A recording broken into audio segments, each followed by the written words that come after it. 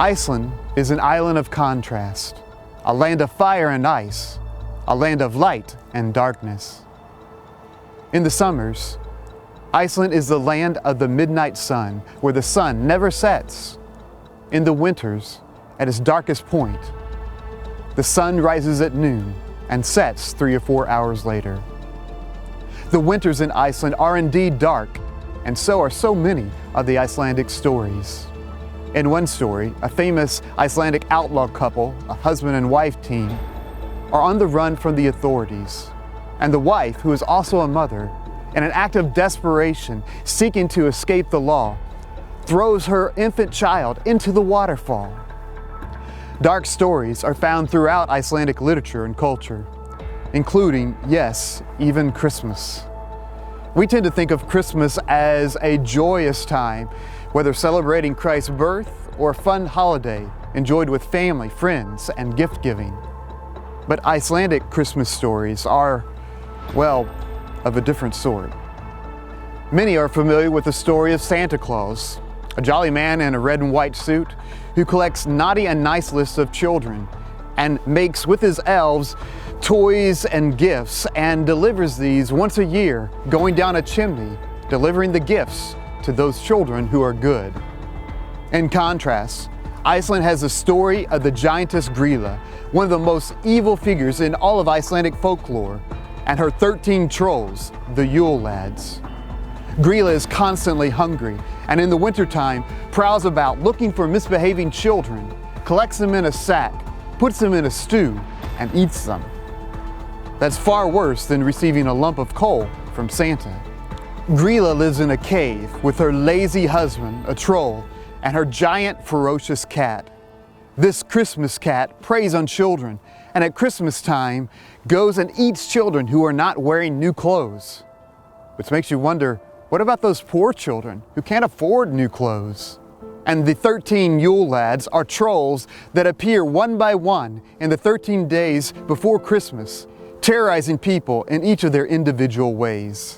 Grýla and the Yule Lads and the Christmas cat are told as horror stories to Icelandic children, seeking to frighten them into having good behavior, and perhaps to keep them inside, for the winters in Iceland are dark and dangerous, with the very land trying to kill them.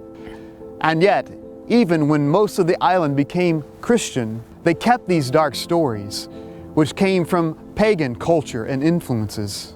All of this has led one native Icelander, Gunnar Gunnarsson, to write, "Iceland needs a brighter Christmas story." How true. Indeed, Iceland's dark Christmas stories show how, without Christ, the world is indeed a dark and terrifying place. Jesus Christ is the Son of God who left heaven to come to earth to live and die for us and to bring light into the world. The first century world into which Jesus was born was filled with darkness. The Roman emperors were celebrated as gods. People could be sold into slavery to pay their debts.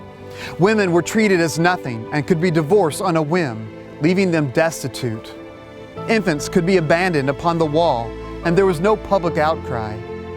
And children, sadly, were often groomed and abused.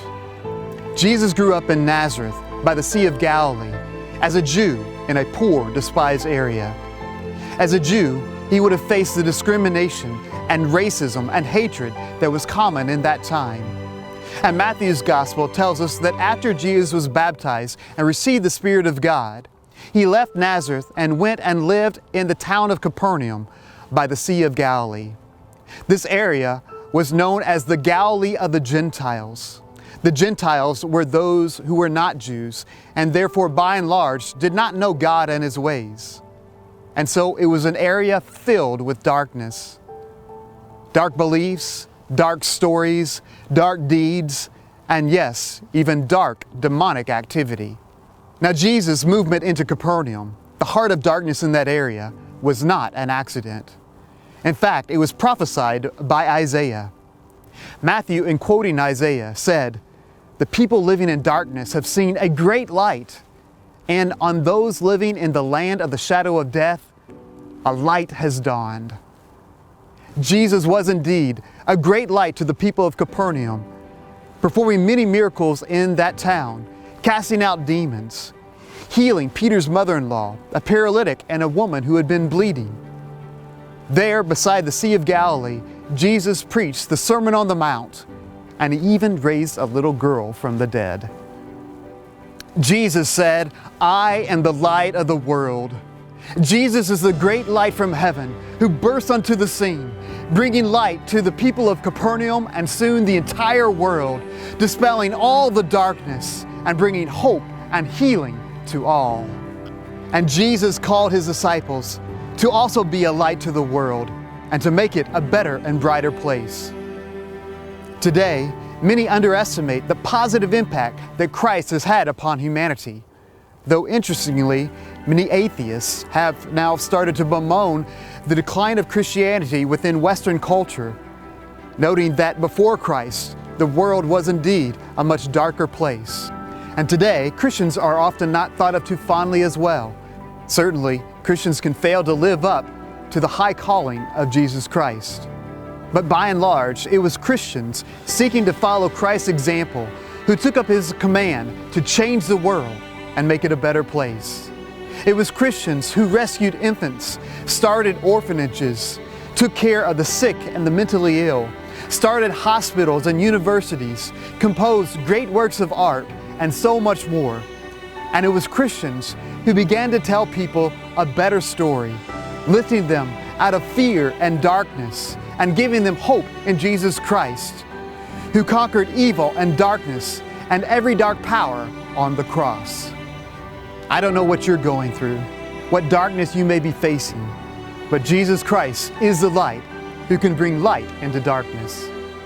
Jesus was the most selfless person who ever lived, and by his life, his teachings, and the miracles that he worked, he brought hope and light to the world.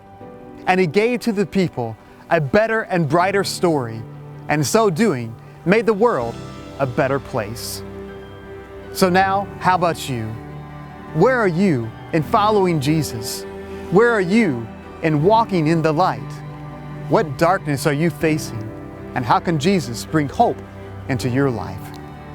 May God bless you, and may the light of Christ shine into your life and into your heart today.